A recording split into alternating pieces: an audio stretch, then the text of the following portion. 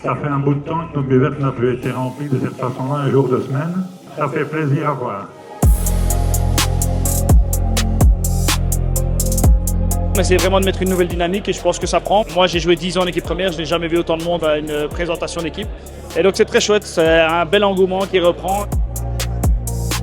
Au niveau de l'équipe première, on retrouve des ambitions. C'est des gens du coin, tous des copains, donc ça c'est vraiment super. On a un deuxième projet avec l'équipe première B, donc ça c'est vraiment faire le lien entre cette équipe première et des gens un peu plus expérimentés qui vont les encadrer.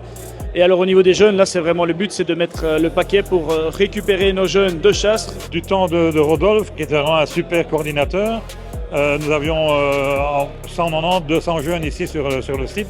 On va s'inspirer de ce qu'il a fait parce que c'est un gars extraordinaire qui a donné beaucoup pour le club. L'idée c'est d'avoir un encadrement de qualité, des jeunes du coin et des coachs ici qu'on a trouvés, c'est tous des coachs qui sont brevetés ou en cours de l'aide. On est en train de créer des noyaux avec Maxime de nouveau, c'est des gens...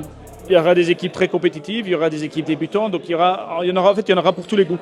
Maintenant nous sommes 130 et ça continue à s'inscrire, c'est super quoi.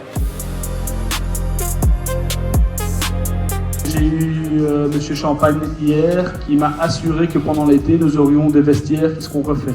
Nous, on a fait de notre côté un grand nettoyage. On a fait venir toutes les équipes de jeunes pour venir nettoyer les vestiaires, nettoyer la chaufferie, nettoyer la buvette.